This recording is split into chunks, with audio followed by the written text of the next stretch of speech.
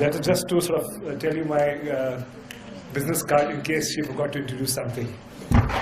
Okay, so that's what I do at the moment.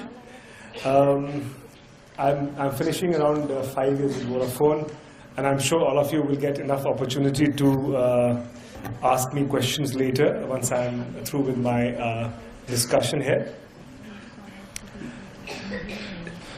Okay, so what I'm really going to talk about today. It's an honor to be here in front of all of you, and as I was telling the professor here that, it's very rare that you get an opportunity to be able to address 1,000 students all together. And I'm hoping that today you enjoy the interaction as much I enjoy delivering it.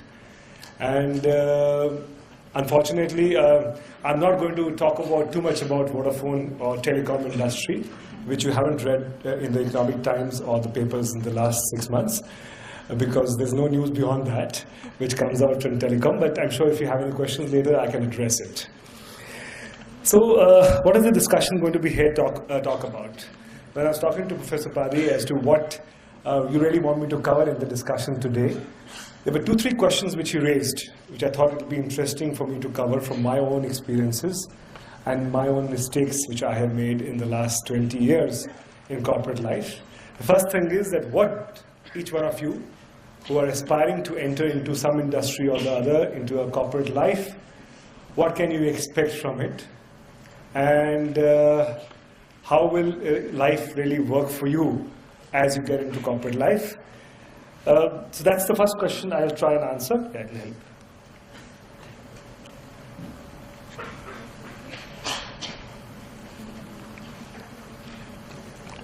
Okay. Yeah. Can you guys hear me? Yes. Okay.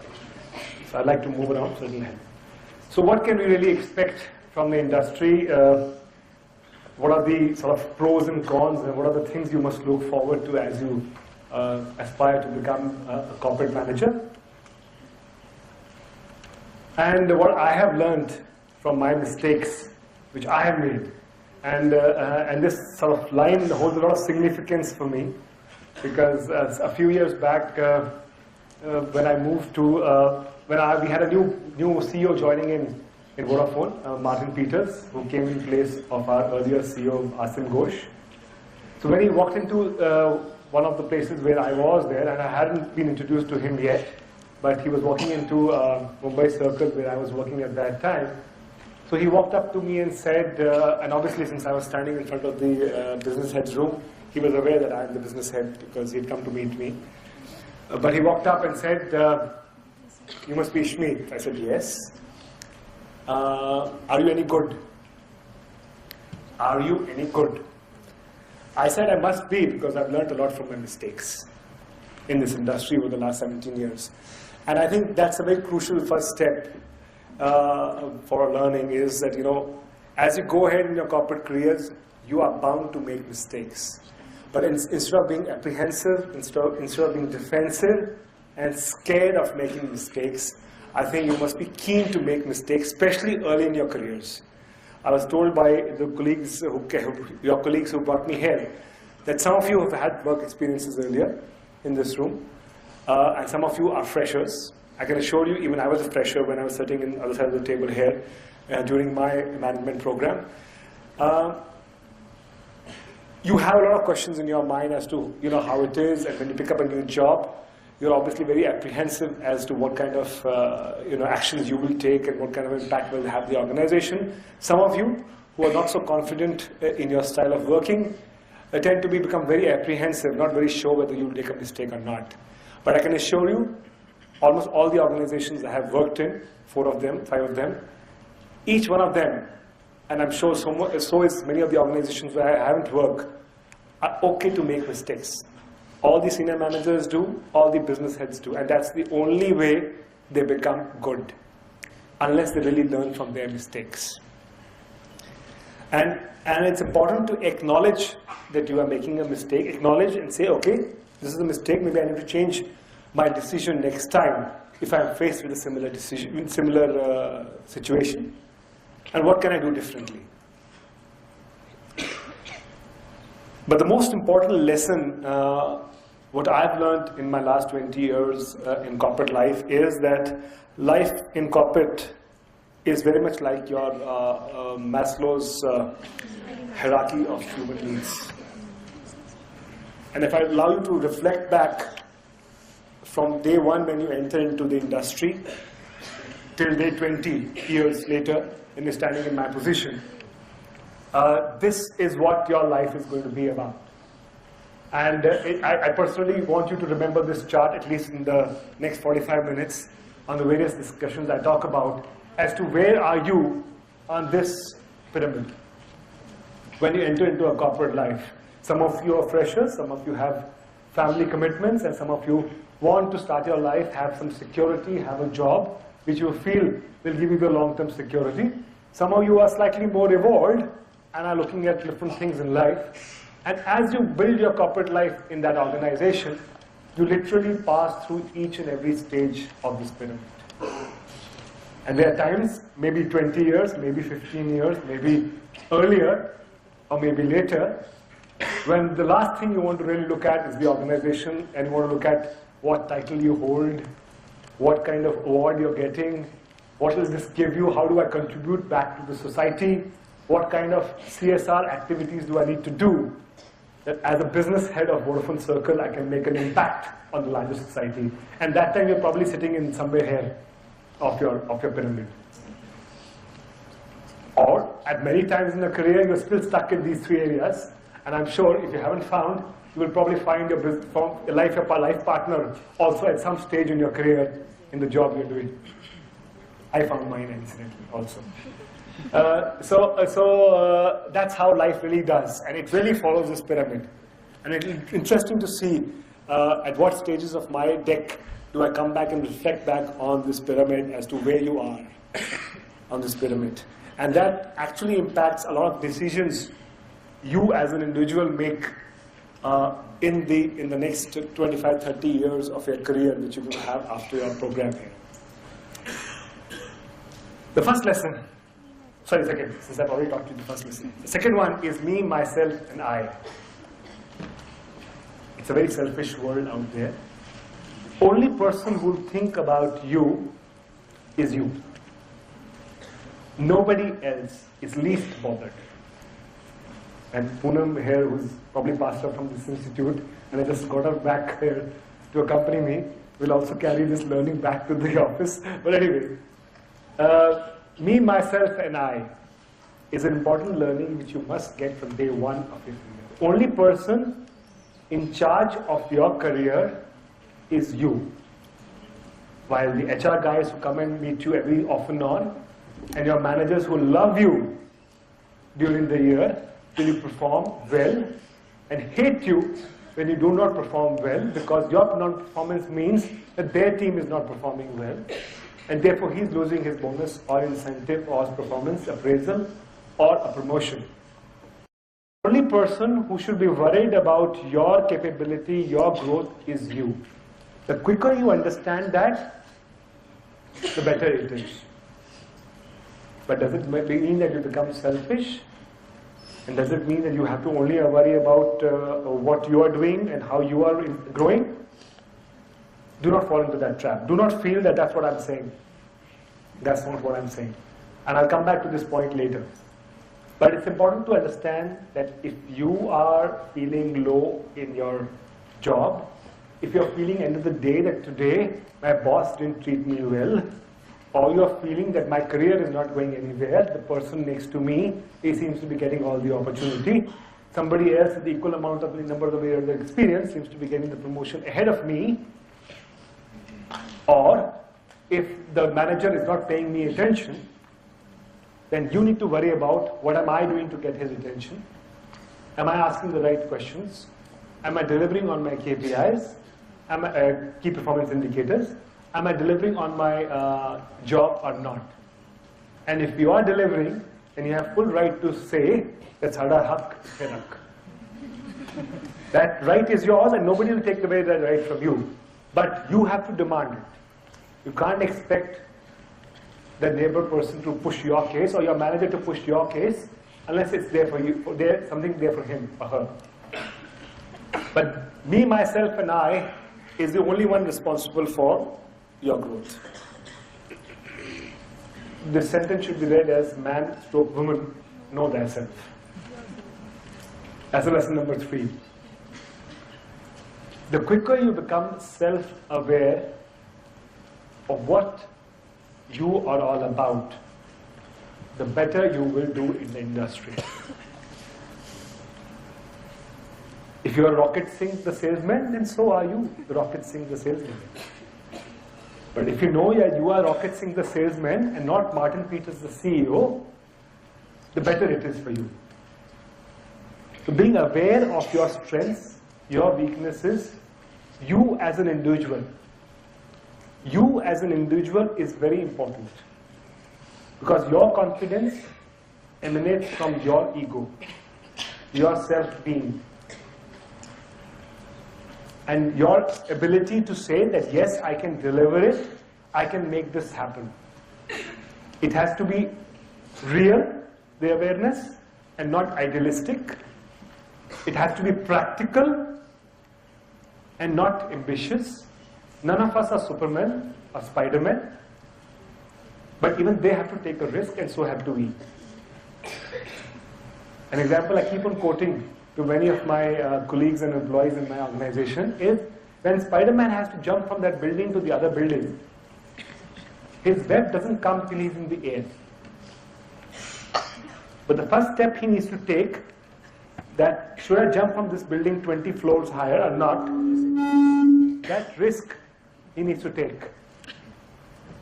If he doesn't take that risk, कि मेरा खुलेगा कि नहीं खुलेगा, web, he cannot make that jump happen. And you've seen some of the scenes where he jumps and that doesn't open.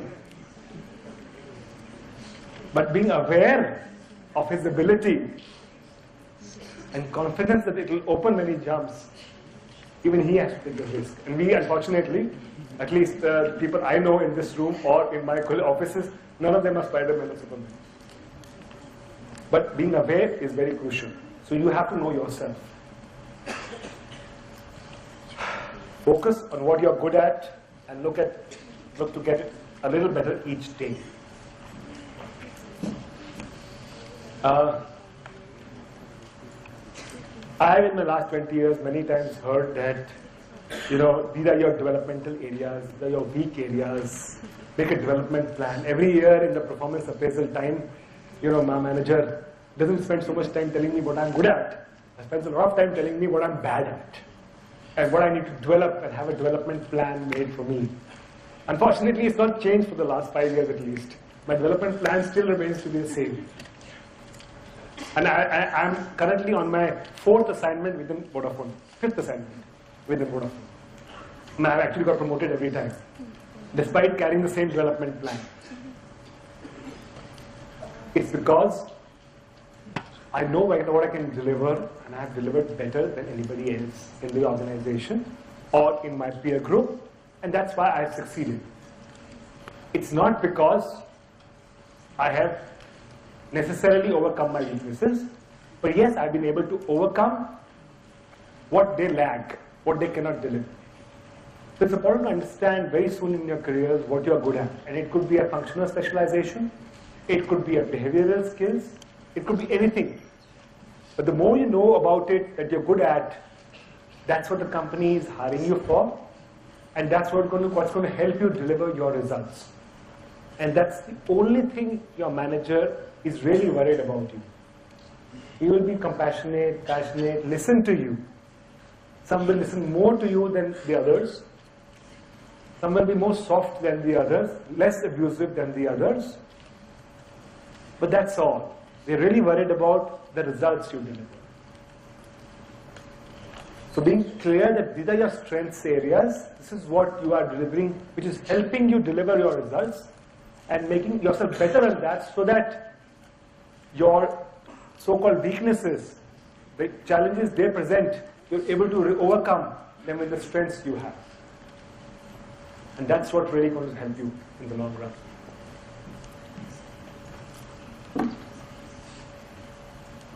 Sometimes, some of the roles you get into, you tend to feel that if I can sort of sit at the call center and pass my whole day without picking up the calls, I can actually survive the job. You cannot. The only person who can afford to survive for some time without doing anything is the business head or the CEO, and nobody else. The only reason I put up this chart, and I was wondering whether I should put up or not, because that's letting out a state secret too soon in your careers, but it actually applies to everybody. Today, if I have to succeed and go to my next level, I can't be sitting on my ass too long. I have to deliver and make things happen. Even if it's outside this organization, even if I aspire to go outside my current organization, the industry is not blind.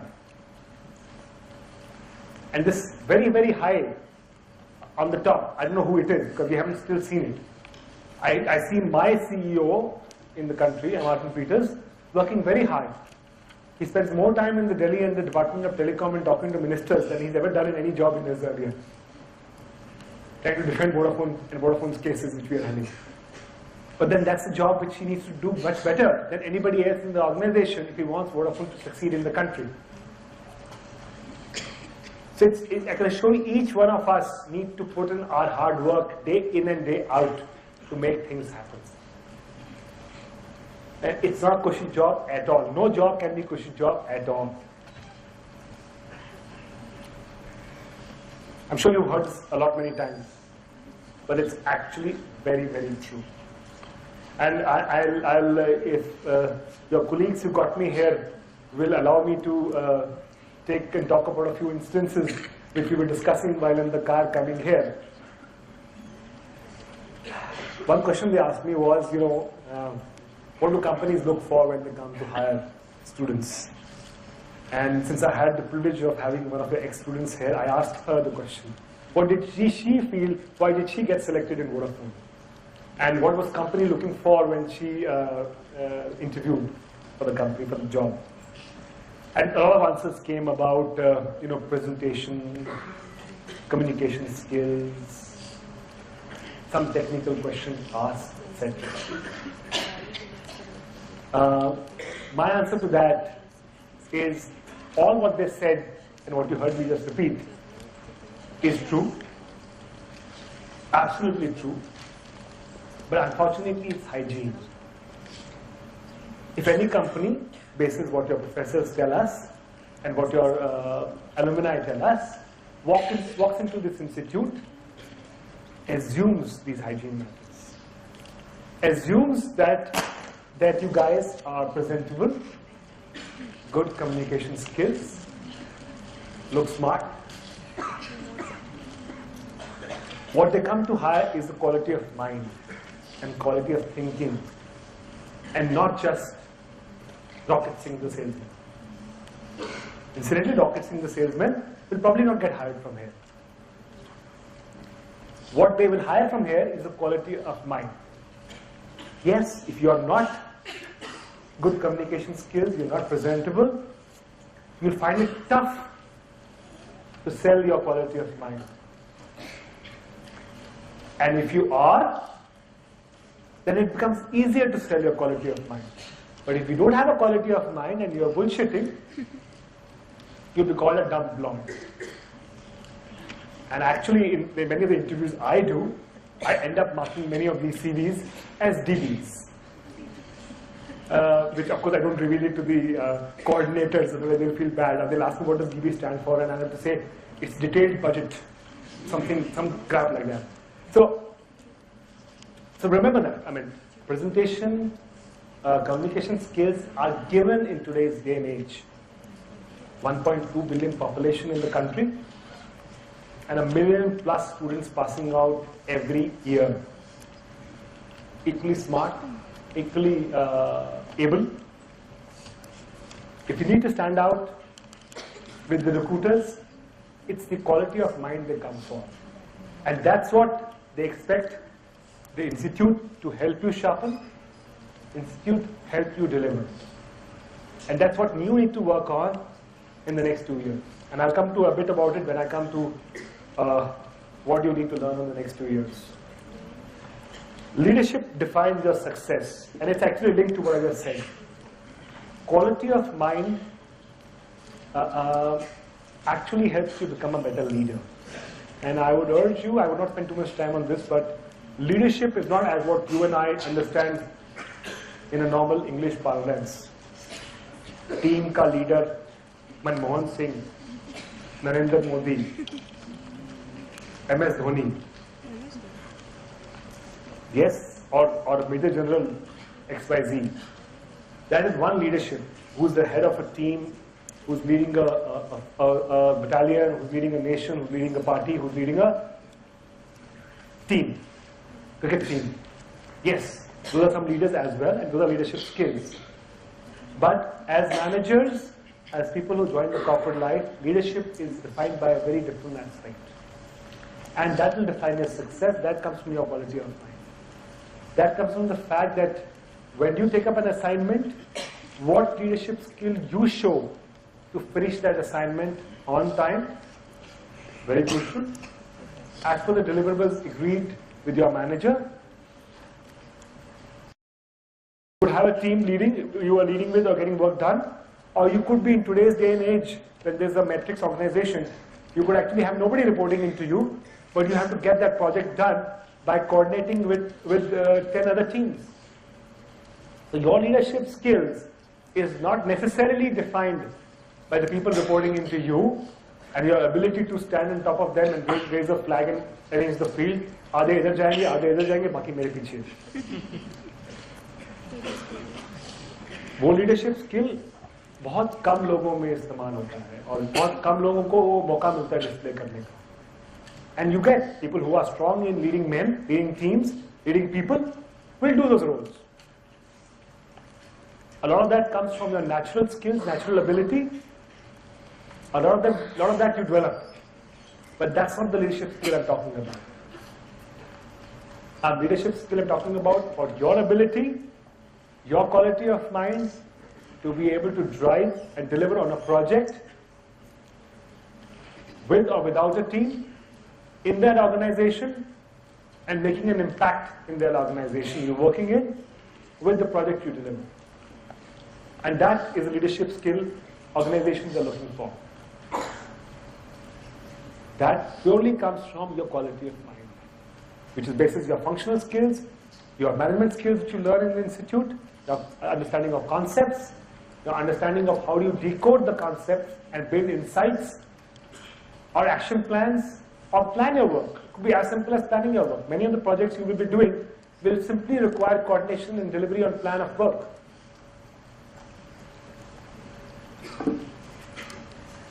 Okay, now let's start going on to the portion as to what does the corporate give back to you. And it's important to understand that, end of the day, going back to the Maslow's theory, why are you actually working when you join a job? Depending on where you are in your hierarchy of needs, what are your expectations from your job? But let's understand one thing, that each of the organization actually gives a lot back to you, other than simply the monetary benefits they give you, and the stature they give you, by making you a business head or vice president or a manager or an area manager or a general manager, is a lot in the area of actually this. You're paid to learn, especially people who, like you, who are joining back the corporate life after you finish here. You actually spend the first 5 years, 3 years, 2 years, depending on your ability, actually learning before you really start delivering anything big. So you're paid to learn. You get to travel to amazing places. I rarely traveled before I joined a job. The amount of travel after joining the job, I'm on my 4th passport, if that is any endorsement, or I've probably seen every state in this country 2 or 3 times over. And third, a very important thing, finding a purpose. Let me tell you what I mean, and we'll come back to that topic later. Each of you in this room have to find a purpose. The quicker you do in that Maslow hierarchy, the more you're going to enjoy your job. What would you like to be doing 5 years from now, 10 years from now, 20 years from now? The quicker you find your purpose And what does this, any corporate life, any corporate assignment you pick up, help you do? Is to help you understand, because you get to meet so many people, you get to work with so many people, you get to be part of so many projects and activities, that there's bound to be things which you will enjoy and be happy when you come back in the evening, or dissatisfied with what you have been able to deliver. You have to find your purpose in between. Your long-term purpose, your purpose of actualization. When you reach on the top of the hierarchy, 5 years from now, 10 years from now, 20 years from now, you should know what I really want to do in my life. It could be anything. And let's not sort of worry about what it is at this stage. The next part is this whole thing about how do you make your decisions when you're working. And it's an important part to understand that many a times in our jobs, you tend to come into crossroads on very crucial things and decisions which you need to make. It could be a dilemma within the team, or it could be a decision to invest a certain amount of money, company's money. Could work actually with the customer, with personal money as well, but certainly company's money. And you have many choices you have. Choices which are short term, which will help you deliver your KPI for the year, for the month, for the day, or something which could help you necessarily not deliver immediately, but could be a long-term investment. The one filter I have learned always works well is who is your customer and what will be the best thing for the customer. At the end of the day, no business can survive if the customer is not satisfied with the product you are delivering. And the product you deliver could be anything. I mean, it could be if you're part of a team which is not necessarily delivering the end product for the organization, then really speaking, you're talking about the product which your team is going to deliver to the internal customers. So the quicker you understand what that internal customer really wants and what action you take today, or what decision you take with this budget you are having, which you need to spend on a capex, capital expenditure, or investment you need to make, how is it going to benefit the end customer, and will he be happy with the decision you make or not? And many times if you don't take that in mind and only take short term in mind, you will tend to come into crossroads again very soon, where you will have to revise your decision. So keeping in mind with the fact that what is going to be the best for your end customer or for your team's customer, internal customer, is the decision which you must take when you're at crossroads. Many times you won't be having the choice at all, and there's only one path you can take as far as decision is concerned. Then it's the easier path. Then that's the choice you make. It could be shut down from the top, or it could be something which the environment makes for you.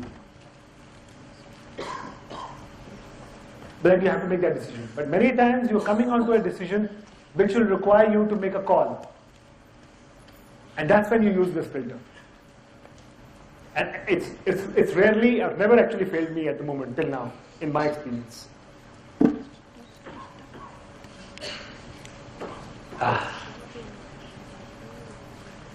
Now let's get into some personal areas.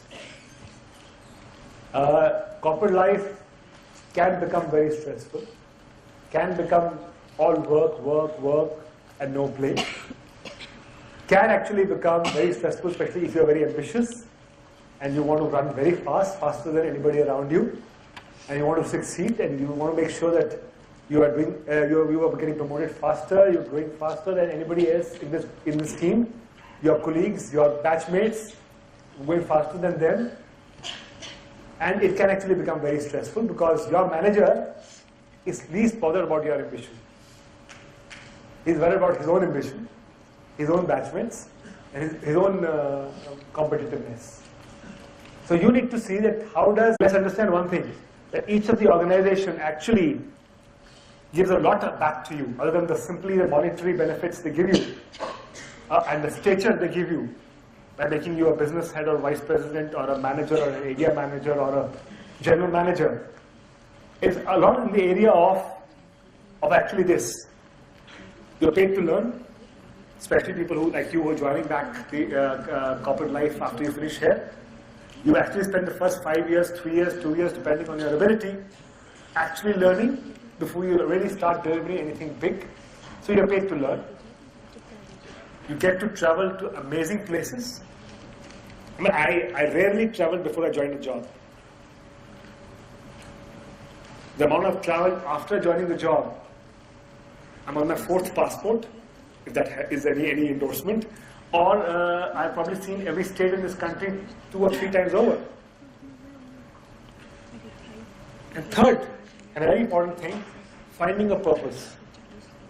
Let me tell you what I mean, and we'll come back to that topic later. Each of you in this room have to find a purpose. The quicker you do in that Maslow hierarchy, the more you're going to enjoy your job. What would you like to be doing 5 years from now, 10 years from now, 20 years from now? The quicker you find your purpose, and what does any corporate life, any corporate assignment you pick up help you do? Is to help you understand, because you get to meet so many people, you get to work with so many people, you get to be part of so many projects and activities, that there's bound to be things which you will enjoy and be happy when you come back in the evening, or dissatisfied with what you have been able to deliver. You have to find your purpose in between. Your long-term purpose, your purpose of actualization. When you reach from the top of the hierarchy, 5 years from now, 10 years from now, 20 years from now, you should know what I really want to do in my life. It could be anything. And let's not sort of worry about what it is at this stage. The next part is this whole thing about how do you make your decisions when you're working. And it's an important part to understand that many a times in our jobs, you tend to come into crossroads on very crucial things and decisions which you need to make. It could be a dilemma within the team, or it could be a decision to invest a certain amount of money, company's money. Could work actually with the customer, with personal money as well, but certainly company's money. And you have many choices you have. Choices which are short term, which will help you deliver your KPI for the year, for the month, for the day, or something which could help you necessarily not deliver immediately, but could be a long-term investment. The one filter I have learned always works well is who is your customer and what will be the best thing for the customer. At the end of the day, no business can survive if the customer is not satisfied with the product you are delivering. And the product you deliver could be anything. I mean, it could be if you're part of a team which is not necessarily delivering the end product for the organization, then really speaking, you're talking about the product which your team is going to deliver to the internal customers. So the quicker you understand what that internal customer really wants and what action you take today, or what decision you take with this budget you are having, which you need to spend on a capex, capital expenditure, or the investment you need to make, how is it going to benefit the end customer, and will he be happy with the decision you make or not? And many times if you don't take that in mind and only take short term in mind, you will tend to come into crossroads again very soon, where you will have to revise the decision.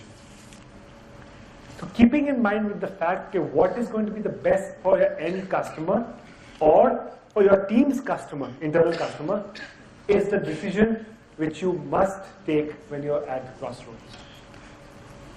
Many times you won't be having the choice at all, and there's only one path you can take as far as decision is concerned.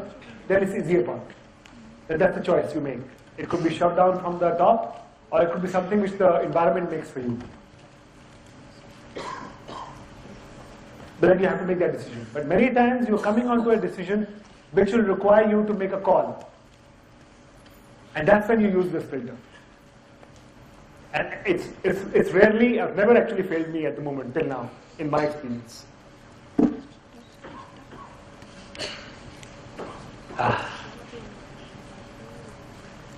Now let's get into some personal areas. Corporate life can become very stressful, can become all work, and no play. Can actually become very stressful, especially if you're very ambitious and you want to run very fast, faster than anybody around you, and you want to succeed, and you want to make sure that you are doing, you are getting promoted faster, you're growing faster than anybody else in this team. your colleagues, your batchmates, going faster than them, and it can actually become very stressful because your manager is least bothered about your ambition.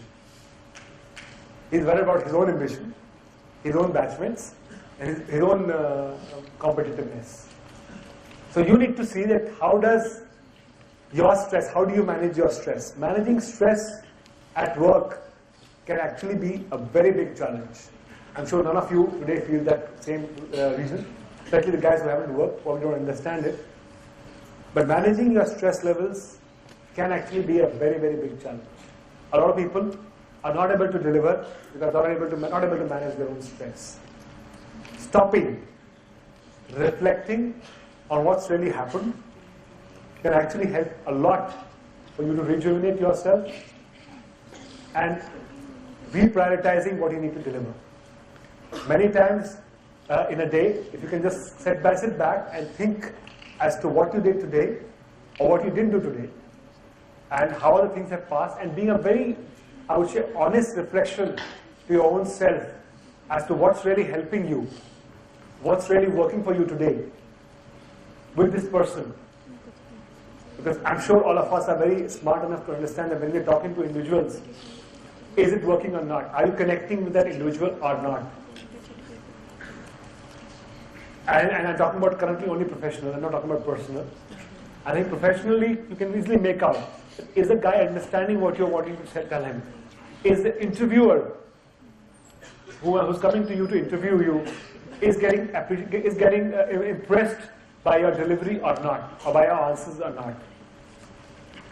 And if you can, after that interview, reflect as to what went well and what did not go well, can actually help you frame your answers the next time around much better.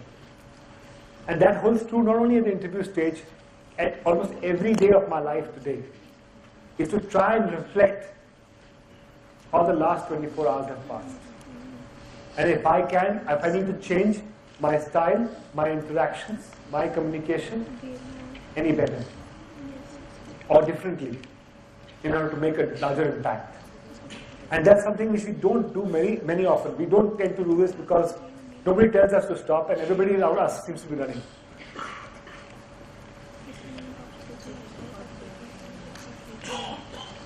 Again, I'll go back to the discussion I had in the car about how does the interviewer select interviewees in the panel when he meets. And I was telling them, look, end of the day, you all have scores when you come out of campus and you get scores in your examinations. How much the scores weigh versus what the interview is looking for. I still hold on by my earlier answer that the interviews come for quality of mind, especially when they come to institutes like these and they come for positions like management trainees. They come to select quality of mind. Yes, the marks are one filter which we use as a surrogate to say, yes, a person who scored good marks should have good quality of mind. But after that first filter, it becomes hygiene. After that, what really counts is the quality of mind. Now, sometimes in an interview stage, you cannot judge aptitude. So aptitude is a mixture of not many interactions that you have, team interactions, management of teams above you, below you, peers, etc. And your aptitude comes a lot many other areas which you may not be able to select or evaluate in an interview time. But certainly marks are no surrogate for aptitude. And that's something which you need to understand. And getting the right aptitude, and we can have a debate, and I'm sure there will be behavioral classes in your program as well, which talk about aptitude. But aptitude is really a mix of doing the right thing at the right time, as well as exhibition of the right thing. Which brings me to one more point actually, is the fact that a lot of your corporate life, you'll make a lot of presentations. And I think I talked about earlier, Stones holds true. Presentation is a lot about my presentation, as in my physical presentation and how smart or how good looking or how well clothed I am, but also in terms of my communication delivery. Am I clear? Am I crisp to the point I'm making to you? But also to the fact that I'm able to package my content in a manner which I can make you understand. All that does not tell you what is my aptitude. My aptitude comes from when I'm interacting with my team or when I'm taking on a project in my company and I have to deliver that, and I'm molding myself. I might be a very aggressive Punjabi who loves to abuse Tom, Dick and Harry around me, but do I bring that attitude to the office, to my work? Does some job working in Ludhiana want me to take that aptitude to the market? Maybe. But if I'm doing the same job in Bangalore, can I show that aptitude? No. So I need to mold myself to what my work requires me to deliver.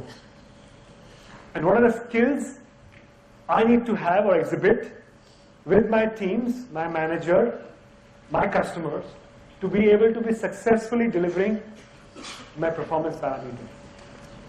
And that's the aptitude which you keep on fine-tuning till the day you get an opportunity to stand here and talk to the batch 20 years down the line. Every day you need to learn and improve your aptitude. So that's what helps you succeed. That's the quality of mind which will help you succeed going forward.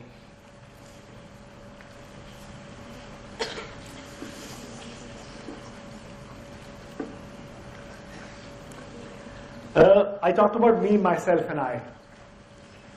I also talked about Maslow and Maslow's pyramid of hierarchy, and where love and belongingness sits in the center. And as luck would be, both these selfish traits which you need to exhibit in corporate life and the sense of belonging which you need to develop with your team are two paradigms you need to work with almost constantly. It has to be, it has to become second nature to you. It's a dichotomy, but it has to become second nature to you. Many of the positions which you hold after your 5th year in corporate life will actually mean you have to get work done from your team. I do nothing except sign papers the whole day. Nothing. I meet a few customers off and on. I make a few presentations to some customers off and on. But nothing else do I do which actually, I can say, helps me deliver my turnover.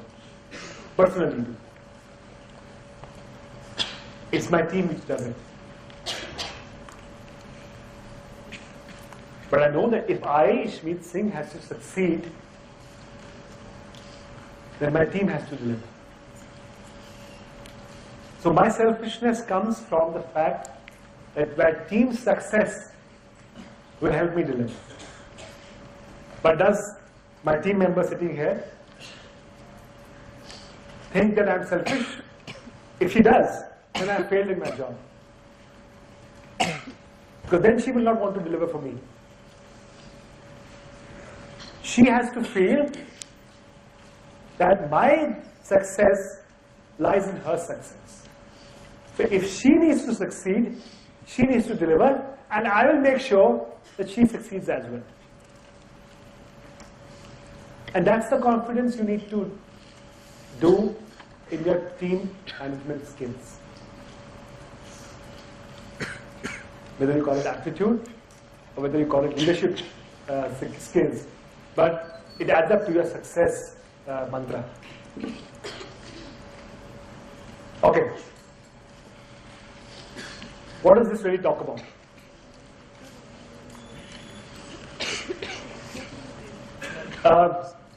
I have worked in organizations which seem to be all having 10,000 plus people around it. This organization has 10,000 people on roll and some 20,000 people through third party working in the same offices as ours. So you will have all kinds of people. Do all of them love me? Of course not. Do all of them endorse me for my next position? Of course not. But you need to know the people who endorse you. Mentors. Getting mentors in the organization. And I'm talking about mentors, not necessarily coaches.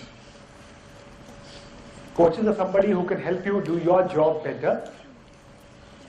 Mentors are ones who have faith in your ability and are eager to, are keen to promote you as an English word, not as a elevation in the organization, but promote you in the organization and bet on you and your skills to be able to deliver those results. Finding those mentors in the organization is a very important skill. Where do you find the mentors? They might be in the office next to you, or they might be in the office down the alley. But finding those mentors is important. Because they are the ones who will help you succeed. It is not chaplacy, it's not politics. While corporate life is all about politics, and you will hear a lot about politics and psychophancy and all the jazz, but this is really about mentors. And it's important to differentiate between psychophancy and mentorship.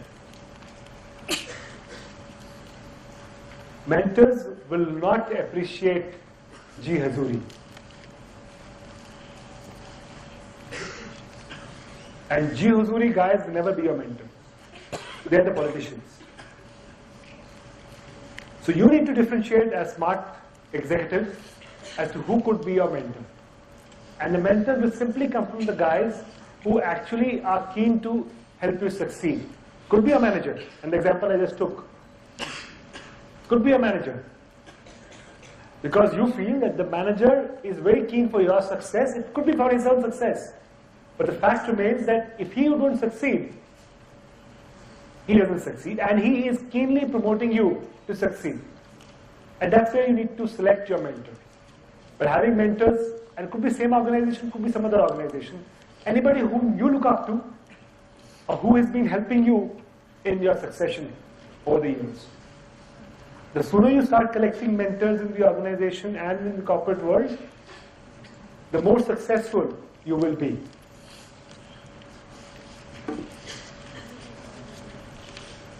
This I learned partly from Rocket Singh, but partly also from my own experience, that money does not necessarily motivate anyone. Money, after, depending again where are you on that Maslow pyramid, can actually be a big motivator as well, no doubt about it, but very soon it becomes hygiene. Very soon it will become hygiene, especially for people sitting in this room. You would not want to be the highest paid security guard at the Prime Minister's house. Neither would you like to be the lowest paid executive in Unilever. Right? So you would want to be treated equally, fairly, and get due to what you are delivering to the organization. I've had people come up to me and say, I have not been delivering up to my potential, and I think I'm overpaid in this organization. Therefore, I want to go. Very rarely you get to that opportunity, so don't worry about that part. But the fact remains that money is never the only motivator. And many a time, and today, in fact, in our organizations where your salary bands are very transparent, your banding structure is very, very transparent. People know if they're a manager, what kind of salary band they're sitting in, what kind of increments they're getting. It's going to be printed in Economic Times tomorrow anyway. The Vodafone is given 7 to 8% increment. So salary becomes a very transparent thing. But motivation levels still remain an issue. And the last thing that guy is looking for is money. It could be recognition. It could be reward for any other kind. But that is something you must need to understand. And I'm sure there could be programs you will do. I'm sure there will be case studies which you will study, which talks about how over the years industry players have used many, many things to really motivate people. But motivation of your team and using tools like money, recognition, rewards, incentives, foreign trips, celebrity visits, training sessions, workshops, meeting Amir Khan in dinner on Saturday, one day if you do your targets well. A lot of things can be used for motivation. A lot of things. But you need to understand.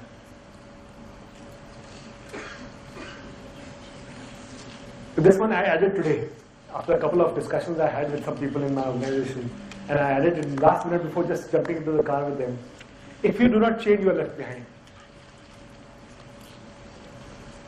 Let me explain what this change is. I mean, we've heard about change is the only constant and all that jazz. But actually, in today's world, it is becoming the truth. And let me tell you what are the instances of change I'm talking about.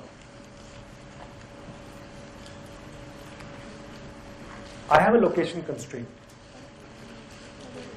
My spouse is working. She has a career. Many times I feel it's running faster than mine. She earns many times I feel more than me. She doesn't tell me that. And I have my 2 kids who are very, very ambitious also, and they want to study in the best school. But I also want to grow in my career. And my company seems to have very few jobs in Mumbai where beyond a certain seniority. So how do I grow? I should be open to change. I should be open to say, okay, if my growth in this organization means I have to work out of a Pune office or a Delhi office or a Calcutta office or a Bangalore office, how do I manage my life? I want to leave my kids and spouse yet, or they don't want to leave me yet. So how do I do that? Do I compromise on my aspiration? And it's nothing wrong with that as well. Or do I compromise on the time I spend with them? Or do we reach a compromise mutually? Maybe a spouse understands, maybe a spouse doesn't understand. And you cater to your call accordingly. In my last 20 years, there have been 5 instances where I have curtailed my aspiration to answer this question. And many times they have curtailed their aspirations of spending time with me to manage my aspiration. So that's a compromise we made as a family, or I made in my career. I came back from China because my spouse and kids did not join me. So there were many, many such instances. What are the change I'm talking about? There are many roles in this corporate world which do not run very fast. When I say do not run very fast, the industry could be slow. You get to get a promotion or get a change in job or profile only after 18 months, 24 months, 36 months. In some roles like finance, commercial, back-end supply chain, manufacturing, engineering, your job profile changes doesn't happen so fast. You could be doing a job for 3 years, 4 years, 5 years. And depending on the industry, that's a very real situation. Telecom at one point in time, because it was going so fast, people were changing jobs or getting promoted in 6 months, 1 year's time. Because there were very few professionals who were into that industry and the growth was happening much faster. But today, minimum is 18 months, if not 24 months. And it could go up to as high as 48 months, 60 months. But if you want to change, either you are ready to, from a geographical perspective, or you need to acquire new skills. And when I say acquire new skills, in our organization there are people who were in collection agents, who are handling credit in collection, are now handling sales.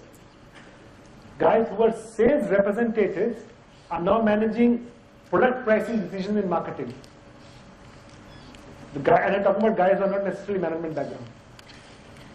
Guys who are in HR is today you and I head of this organization, my organization. He was an HR management graduate, first 3 years in the career, 4 years in the career, he was an HR management graduate, and he felt that he wanted to move into something which is slightly different and more customer oriented. He changed skills, he went underwent training and skill sets, made some parallel moves, probably made some demotion moves as well to get that required skill, and then became a UNR head over the period of time.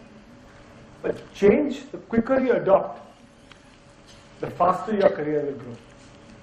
And that's a reality. The quicker you accept it, the better it is.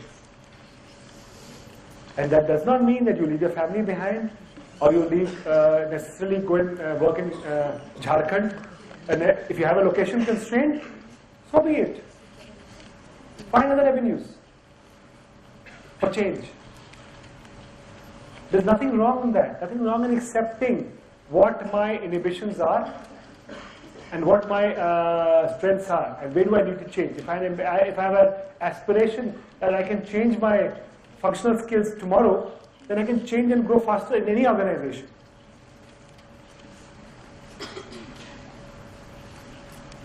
But don't forget why you are working. In that Maslow hierarchy, where you are.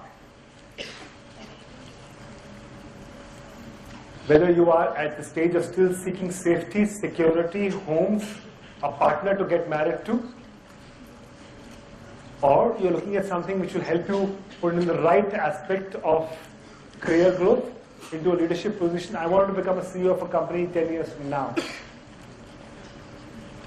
So always remember what is the reason you are working. And it should be as truthful to your own self and not so much to the organization. It could be a passion you have. It could be said, no, next 10 years I want to collect so much money by working hard that I need to start my own thing after 10 years. So I need to collect a kitty. And that's my reason for working. That's my reason for working double, for working hard, making sure I run faster than anybody else, making sure I bet best increments. Or no, I'm working as because I needed to have an occupation going, but I really enjoy a passion, my own passion, which is outside work. How do I manage that?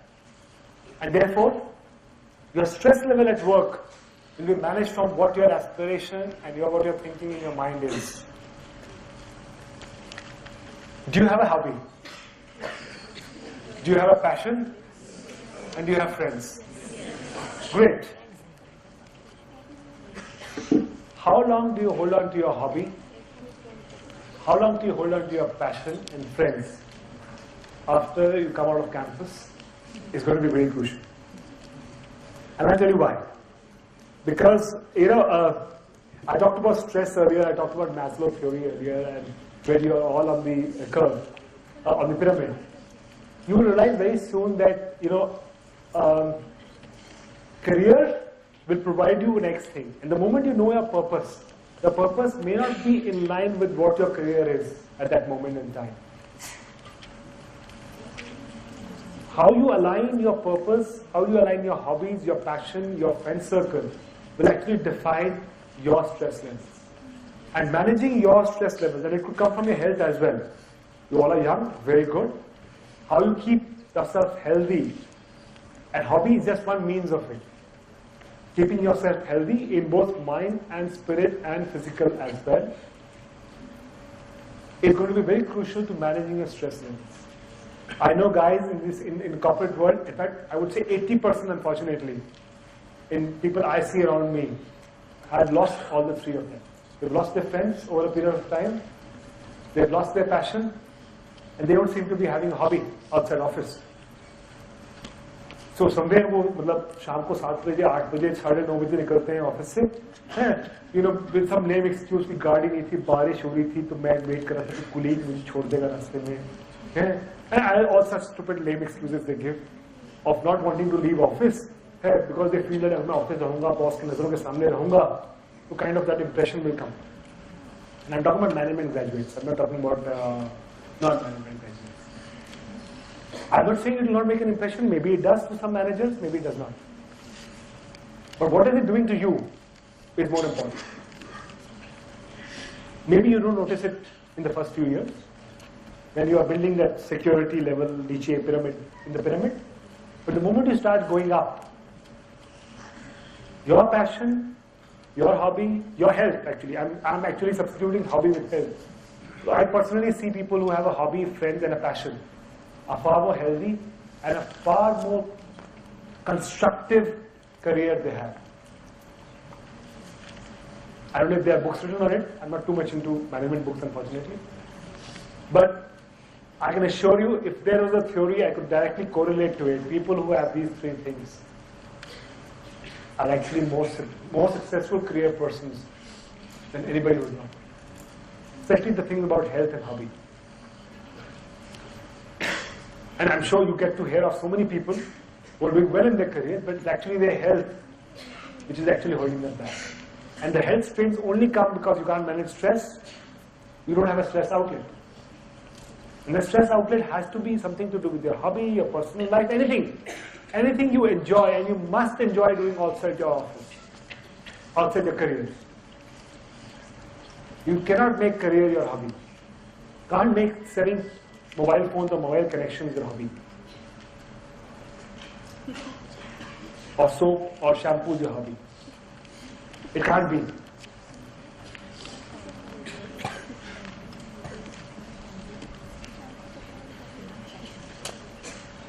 So what do you learn in the next 2 years?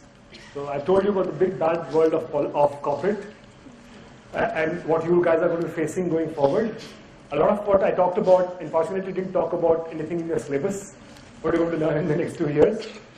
But as I said earlier, that it's the quality of mind which the recruiters look for. It's the quality of mind which each one of you bring to the table when you join an organization.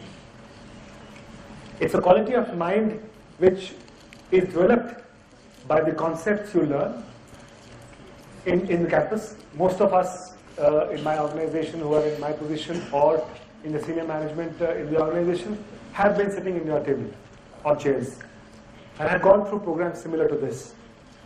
And over the years, the programs have only got evolved, and therefore the expectations of the organizations from you have evolved. A lot of this, what I talked about earlier, which happens in corporate life and which helps you succeed, is something which you will not learn out of textbooks. But I can assure you, the stronger you are in your concepts in each of the areas which you learn, and I was talking to some of the professors about some of the programs and curriculum you have, I think each one of you helps you manage your managers better, your teams better. So a lot of the teams which you will have in the organization will probably be specialists. Specialists in a particular field, whether it's telecom management or in engineering or telecom equipment or radio equipment. But if you have an appreciation of how to make them tick and how to make them work, and that comes with your understanding of concepts which you go through programs like these, which will actually help you deliver and succeed in your career life. But don't forget these things. I think these are the 4 or 5 things which I feel are most important, which you learn in the next 2 years, interactions. You'll have various projects, case studies, internship programs, group discussions, symposiums, telecom congress, or what do you think? Some of the congress you have, marketing congress. A lot of this will give you opportunity to build on these things. And let me now go back to another interaction I had in the car on what kind of functional question, technical question, which Poonam sort of brushed it under the table, said yes, they asked me some technical questions also, and I think they were impressed by my answers. But let me tell you, other than the hygiene parameters of presentability, communication skills, which are hygiene, genuinely hygiene, this is what the recruiters are looking for. If you present in your CV to us 5 case studies you have done, 5 projects you have done, and typically you'll have your resume looking like one project history, which you seem to have done, some 20 projects over the next 2 years, which you will all put down. And you will of course have programs done, and you expect people to talk to you about Kotler's theories. Unfortunately, people who come to recruit are people like me who have forgotten most of the theories. Absolutely.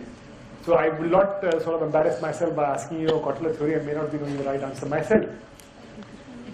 But I think, as I said, the quality of mind will be exhibited by what you understand from the various projects you have done. So if you've done, and I'm taking one example, which happened in a very recent interview of mine with a couple of batches I was selecting, was on, let's say, this project on, and we talk about, this guy worked in a summer internship with Titan in their premium watches division. And he did a typical market research, survey, and then came up with some insights. The quality of insights. Now the quality of insights may not be correct. If I knew about that category, I probably will have more evolved insights. Until today, as I said earlier, we keep on sharpening our insights. But what this program concepts teach you, and what you taught there in terms of what is the insights I presented or I got in my project for that category, for that product, is what will exhibit your quality of mind.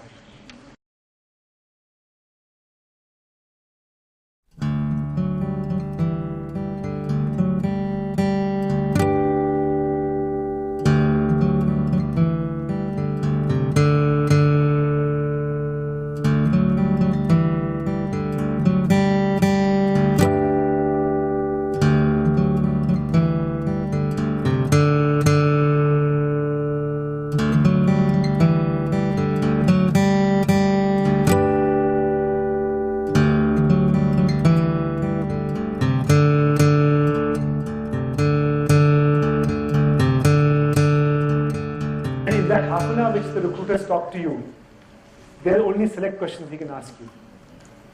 While you can exhibit your functional knowledge on the pricing model strategy you have adopted or suggested, or the Kotler's 5 P's you have used to be able to build a marketing strategy for a product. But what he will actually look for, he or she will actually look for, will be what is the quality of mind you bring to the table other than Mr. Kotler's. What kind of insights in that limited half an hour, 1 hour, or 3 months or 2 months which you have worked in that organization or in that category, have you been able to develop? Because that's what the organization will sharpen over the next 20 years when you work with them, is the quality of insights and the quality of decision making which you come out of it. And that's what will help you become successful in your activities. And that's what they're looking for. The connecting the dots, the logic, and could be, as I said, could not necessarily be the right logic. But it is a logic which is sane and which connects the right dots. Does it mean you are not thinking out of the box? Does it mean that you're not creative? No. Now this is something which you may not have a program or a what you call subject in the next 2 years, but the sharp guys, the smart guys among you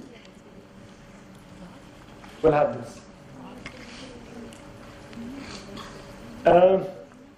Blue ocean is actually a synonym for out-of-the-box thinking, a slightly more strategic thinking. It's a synonym for that. Now, obviously in this 2 years program which you do, as I said, none of the courses which you do or none of the subjects which you'll have which actually help you sharpen any of this. But this is what smart minds will develop. This is what your concepts will help improve your gut. Many of the decisions I take is by gut. What I feel, maybe the logic is not applying to it, but I have the confidence to say, my gut tells me, which is coming out of my experience, my past experiences, my past knowledge, that this will work. It doesn't mean that I will still take the risk of Spider-Man, because none of my knowledge or skills has taught me that I can still fly, like Superman either. Or like somebody told me that, and I have not seen the movie, that the current movie of Superman, that after all 3 hours of flying around, the last scene with the main villain is still a hand-to-hand fight. So I was wondering as to why Superman needs to do that. But anyway, the question here is that how you sharpen your gut, creativeness, and how you exhibit in that half an hour or in the next 20 years, which at the same time has to be logical, but some out-of-the-box thinking has to come in. So I would really urge you, in the next 2 years, the only opportunity you will get to actually sharpen these skills or these areas will be in your projects you do, in your case studies you do. Think out of the box. I'm sure your professors will be keen to evaluate you on the new ideas you bring to the table. as long as they are logical to the extent that they are not Spider-Man flying, but they are something which involves innovation, and I'll be surprised how keen organizations today are to actually develop innovation as a funnel in the managers. A lot of managers which come out of management institutes have got so used to the regular concepts and regular theories that, I was working in Unilever, which is considered to be the most evolved factory of general managers in this country. The organization is so process oriented that if everybody in that organization goes on leave today, the turnover of the organization, at least in this year, will be the same. It will not fall, an iota. And I can assure you, Nitin Pranjpai can stand here and he can see the same. He will see the same. That organization has become so process oriented. So their biggest challenge today is to push their managers to think out of the box. Think innovatively. Think of new ideas. Because over the years, the organization itself has taught people so much to be process oriented. A is equal to B is equal to C. And that's how it ticks. That's how the clock ticks. Connect the dots. The previous slide. Very important. Very important. But the guys who really become MS Dhonis is this. Manmohan Singh, Narendra Modi is this. Now, will even one person, people sitting in this room, become Dhonis or Narendra Modis? No. And there's nothing wrong in it. There's nothing wrong in it. But can you aspire to become a Dhoni? Of course. So the quicker you start pushing your thinking abilities in this area, think of new ideas, concepts, which are logical, which are executable, which are practical at the same time, and not flying off the building, you will succeed. You will succeed in leadership, you will be succeeding in leading your team to try and achieve the unachievable.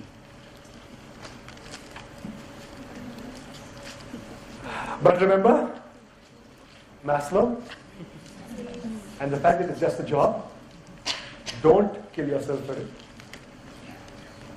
Don't be too stressed and enjoy.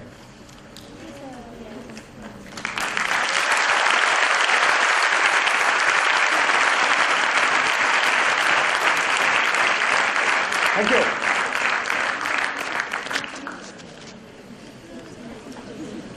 So open to questions.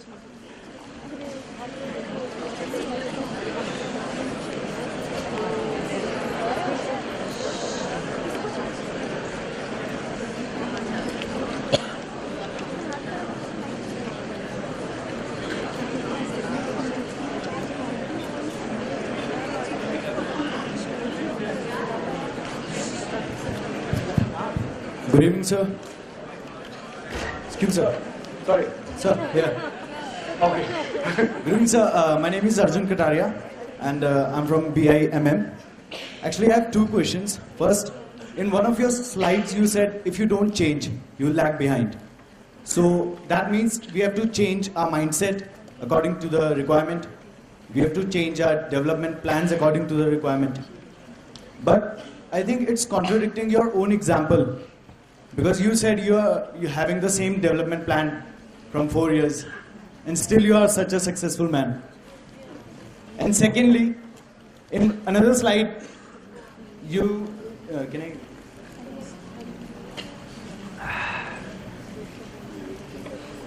Yeah. Secondly, till today I have learned that if you make your hobby your profession, then you're the happiest person. And here you are saying that your hobby should be out of your office. So I'm a little confused in these 2 points. Brilliant. Second question is more brilliant. First is English. Let me answer the first question easier. English is a very funny language. When I said change, please sit down. And I think you're sort of catching on that words, but then let me explain that change is the one which I'm talking about is constant.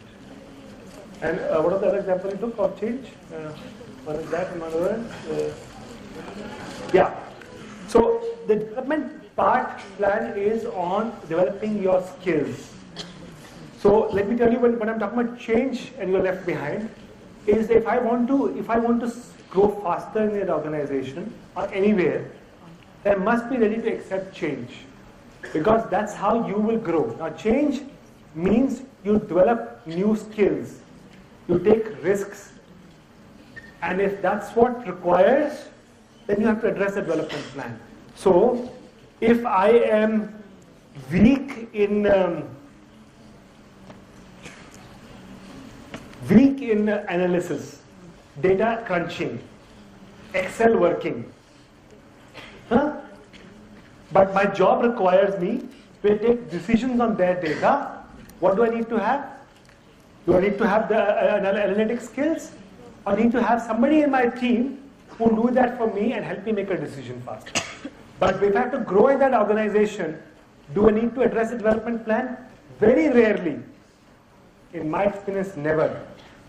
If you are weak in an area which is going to be crucial for your growth in that organization, you will not grow.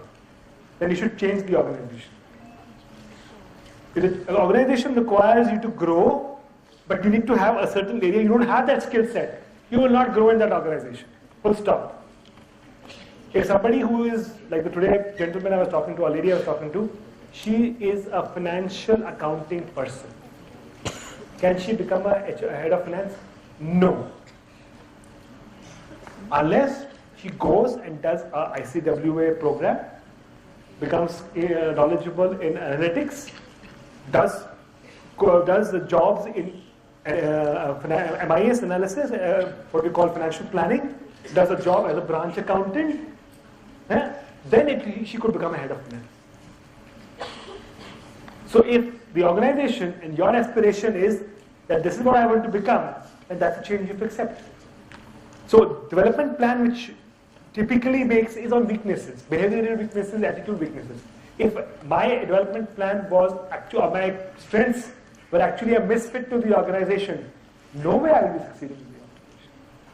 That's the English which I'm talking about. While the change is about accepting change if you have to grow. Nobody will grow if you don't accept change. Change could be risk, change could be location, change could be skills. Accepting that and moving on to it. You don't sort of confuse the development part. The second one was around? Hobbies, yeah, brilliant. So, yes, I totally agree with your point that hobbies, and if you're able to marry your career to your hobby, great. So that's the purpose you must find as you get into jobs. What is something which kind of hobby can you have which will help you earn your bread and give you wherever you are on that hierarchy? Will it give you self-actualization and money to run the house? Will it give you love and belonging and give you recognition? Great. There are guys who are loved, who run cycling expeditions. Cycling happens to be my hobby. Will I take a risk and become a company which runs cycling expeditions? Will it give me the kind of money I'm looking for or recognition I'm looking for? Maybe, maybe not. If I had that ability to take that risk, I'll have to do it. So that is the part on how you can marry your purpose, your hobby, to your career aspiration. And actually, I love guys who are able to do that, who enjoy what they do because it's them traveling around the world, or what our dear friend in picture Devani, who loved to make films. Unfortunately, he had to also compromise in the end. That's a different issue. He had to get married to her, and he had to sort of. He also sort of contained his aspirations. कि चलो मैं वो National Geography का program कुछ साल बाद बनाऊंगा. ऐसे कुछ कहा था ना उसने last में. But the point I was making as far as hobby is concerned was on the area of a stress buster.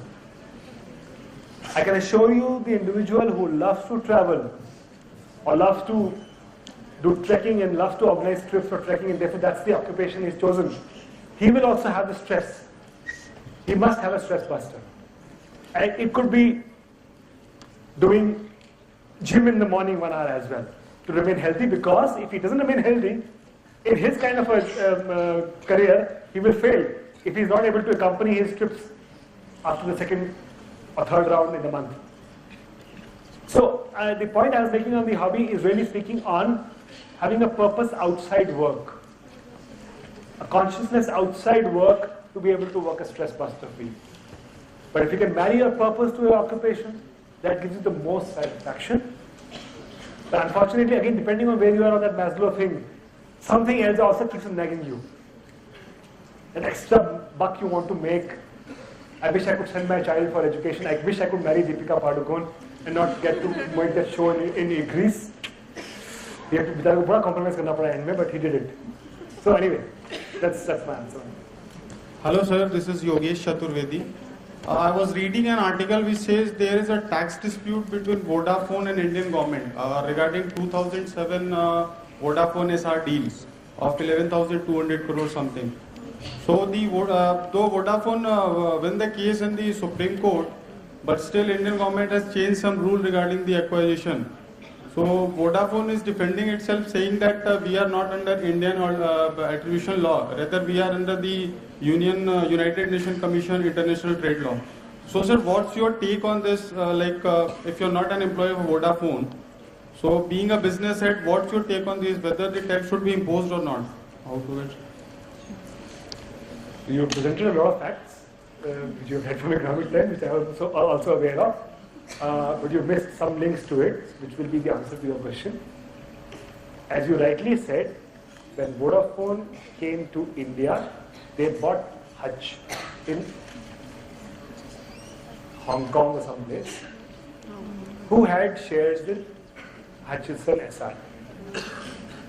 And the government is saying that Vodafone, being the principal buyer, should have cut TDS, tax at source, when they paid Hutchinson, which they should have charged Hutchinson, who was sitting in India, and if Hutchinson got 100 rupees from Vodafone, then they should have taxed Vodafone. That was taxed Hutch. That is the law of land in 2007, in 2012, in 2013. That was the law of Indian land. And that is all what Vodafone is saying. And that is all what Supreme Court also said. The law of land, when the organization came in, was this. That the company was bought in Hong Kong. The liability is not on the principal, but on the Indian entity to pay tax on the capital gain it got on selling the shares of the Indian corporation. Unfortunately, Hutchinson disappeared from India after that. The Indian government is finding a bakra. That is the fact. That's what Supreme Court said. कि भाई law of land नहीं है, आपका law ही कहता है कि what they have done is correct at that time in time. If you guys think differently, Indian government, then you should have changed the law before, or change the law and then apply it. Indian government, in its own wisdom, changed the law 62 years behind, which now they are realizing that nobody in the international community will accept, and no government will accept. So now they are wondering what to do. Now, unfortunately, the Indian current government is trapped कि वो decision ले तो डंडे खाएगी, नहीं ले तब लोग कहेंगे कि एक और राजा हो गया. Some other raja has now eaten money. So actually speaking, the government is in its own trap. It's nothing to do with Vodafone, and that's why you hear this whole reconciliation efforts, etc., which is going on. Vodafone has only been interested to say that legally we are right, which Supreme Court has proved. The rest, it's all a different issue. So Indian operations of Vodafone is not at all involved in this discussion. As a business head or as a consumer, these are the facts. It's involved with the parent company in UK and Indian government, which is why the UK law is being applied. Indian government, Indian people, Indian managers are not at all involved. Martin Peters, as managing director of India, is not involved in this discussion. He only comments saying that Vodafone government thinks telecom industry is a cash cow. While there is no cash coming in the industry, there is only cash going out. That's the only thing. The rest is all between the law, government and the thing. I think the government is kind of trapped because you can't change the law 62 years back. So they've done it and they're not sure how to apply it. If they were so sure that they would change the law, they could go back to Supreme Court and say, "Ab tumne change kar diya law." But they know they can't go back to Supreme Court and say such an illogical thing. So that's. Thank you, sir. Good evening, sir. Good evening, sir.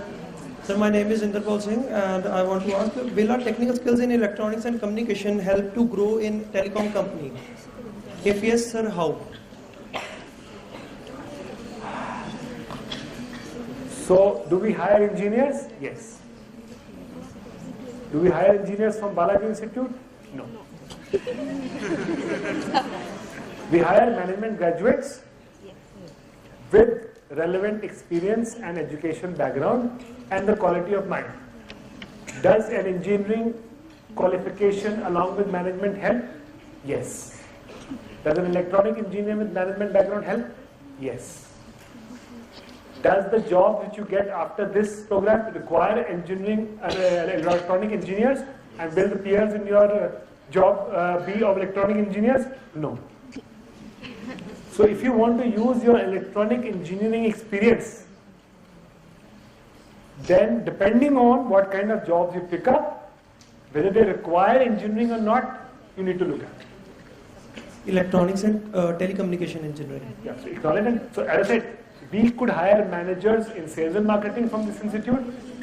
We currently, many of the telecom industry, as in the operators, and we've been having this discussion in the before the thing also, the operators don't, while we have companies like consultants, companies like Siemens, Nokia Siemens, equipment engineering, telecom engineering companies, which require a lot of B2B selling. They certainly require people with relevant technical skills as well as business development skills. They certainly hire for that skill set. Operators, depending on if they come for sales and marketing roles or finance roles or technical roles, hire accordingly. In our organizations, you have a lot of engineers in sales and marketing roles where engineering skills are rarely used on a day-to-day basis. They might be used for cross-team workings and understanding and your own confidence levels to be able to manage a discussion with a technical guy and your own effectiveness. But does your job delivery dependent on your engineering skills? Sometimes no. But certainly in organizations like consulting, Nokia, Siemens, Motorola, any of the other consulting firms or engineering firms, certainly. So depending on whether you want to use that skill, you should choose your organization accordingly. And your entry-level position accordingly. Sir, my name is Mayank Kant and I am a student manager of BITM. Sir, actually, being an electronic engineer, I want to ask a question. Sir, actually, I want to go in the telecom domain and what is the current scenario of the telecom sector in India after the downfall in telecom company? Okay, I didn't understand a part of it. You said which domain you want to get into? Telecom. The telecom domain. Oh. And what is the current scenario in the telecom sector after economic downfall in India? After? After economic downfall in India. Economic downfall in India. So, is telecom going to grow as fast as it grew in the last 15 years? No. In the last 15 years, telecom is reached a penetration of 55 to 65. There are various numbers. Percentage population using a telecom product. Lifebuoy soap, which has been in this country for 78 years now, is used, or as a category, soap as a category is used by 98% of the population of the country. Can telecom be used by 98% population?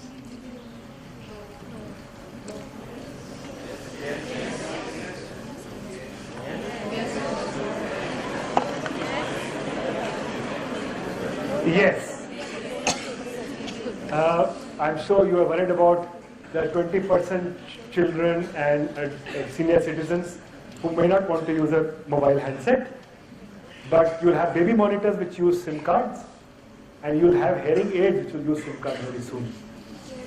So 100% population can use a product which has a SIM card. I use 14 products which have SIM cards. 8 of them in this body. So there are options to that. And as I said, we have only reached 65% penetration of a mobile handset at the moment. We haven't even reached the other 13 products into 98%. But the penetration we have reached in the last 15 years is the fastest in any category an industry has reached. So obviously the growth has been that fast.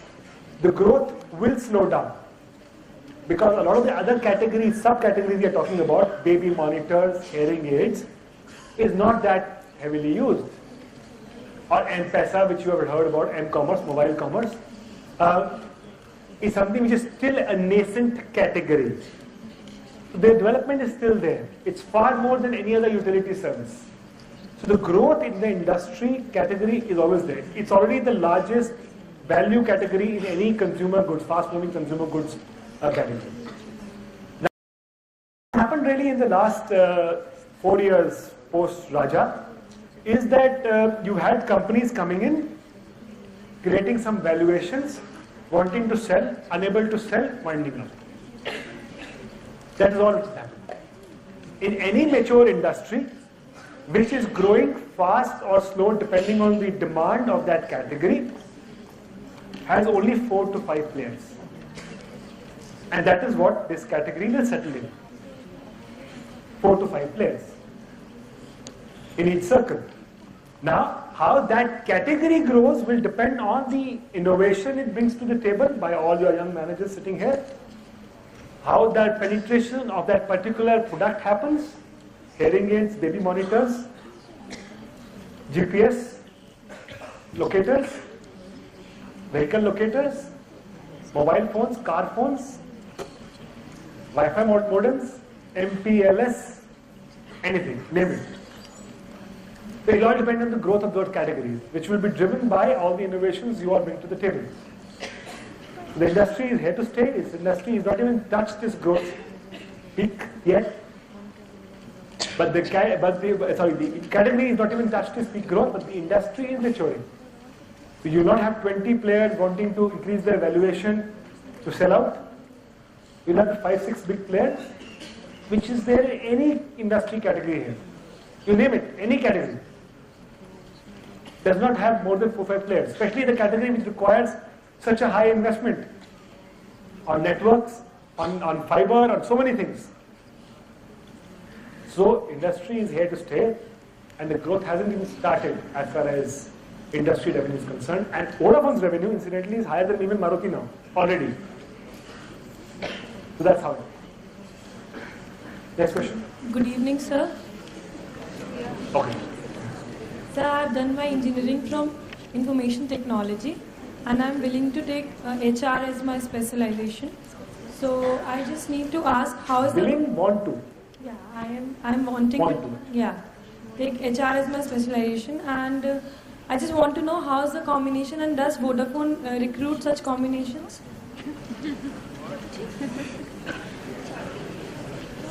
पढ़ लिख के गवाया नहीं होता I always ask people who do such hi-fi engineering programs and then do management programs which are totally different fields, and then I say, maybe you sort of did something wrong earlier or are doing wrong now. But I'll be honest. When we come to recruit anybody from an institute like this, depending on whether we are looking at an HR position or a sales and marketing position, as I said, first is the quality of mind. And obviously the quality of mind is relative to that function. So obviously we will evaluate you as an HR professional going forward. How your earlier education is going to help you will all depend on at that field what we feel is helping you in your acumen. Why is an engineer quality of mind? How is an engineer quality of mind different from a commerce graduate or an economics graduate. Now that's something which can be always debated, that an engineer quality of mind is different because of the skills, knowledge, mathematics and engineering skills which he has developed in his engineering program versus an IT professional or versus an economics or a commerce professional. And that should help you in what you pick up in this institute. And when you come for an HR interview, HR management trainee interview, it has to all culminate in that half an hour. Unfortunately, when we do the filtration, sometimes depending on specific skills we are looking at, and I explained to the gentleman there about if I'm in a Nokia Siemens company and I'm looking at an engineering background for my HR professional as well, or for my sales and marketing professional as well, because of business development, then certainly it will help. So if I'm in a company which is an IT company and I'm looking at an IT background for my HR professional, certainly. But if I'm not looking at an IT background for my HR professional, then it will not add to your CV. Let me put it this way. It will not be a barrier, but it will not add. Okay? One more question, sir. Okay. We are running out of time, so we can entertain one more question. Sir, what would be the best combination with IT which could be taken as a specialist? I really don't have an answer for that because I don't have the knowledge of what combination with IT. I would just hold on to your...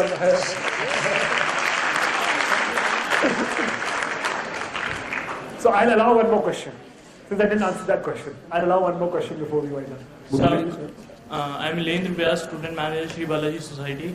My question is, what an organization needs to excel, diversification or performance? Sorry, come again? What an organization needs to excel, diversification or performance? When you say diversification, what do you mean? I mean, diversify the organization to a larger part. And when you succeed, when you say performance, you mean? I mean, performance of an individual. Individual. Performance of an individual towards the profit and all. No, do you think how does the organization succeed? Diversification or performance? Yeah. An organization will succeed if it is able to give maximum return to the shareholder on his investment. It will not succeed because you like Lux ad with Shah Rukh Khan or with Deepika.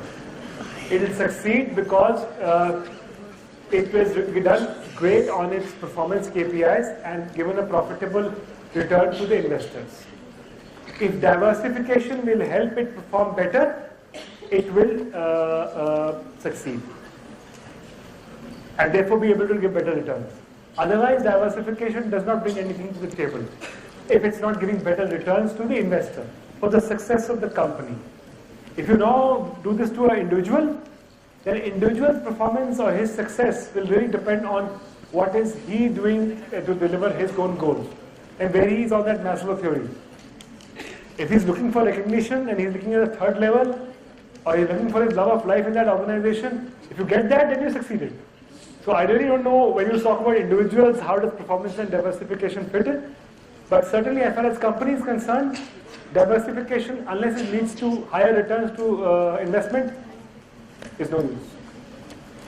Okay, thank you very much. Thank you.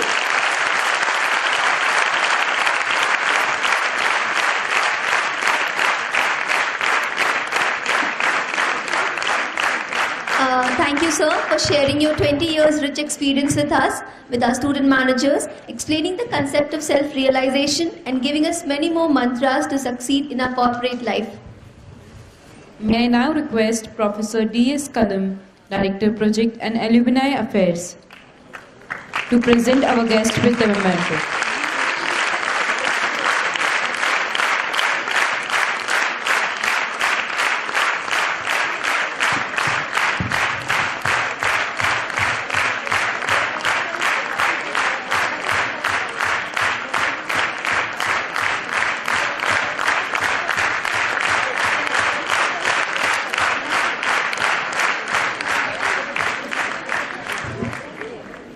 Now I call upon Shalini Singh, Student Manager of Sri Balaji Society, to give the vote of thanks. leadership defines your success. Working in team, finding your purpose, managing your stress level, being with people who believe in us, and change with time. These are some of the lessons that we learned today. I, Shalini, student manager of Sri Balaji Society, express profound gratitude to our guest, Mr. Ishmeet Singh, for sparing his valuable time to grace this occasion and address the student managers of Sri Balaji Society. Sir, we are enlightened with your words of wisdom. We are looking forward for more frequent interactions with you in and off the campus. Thanking you, sir.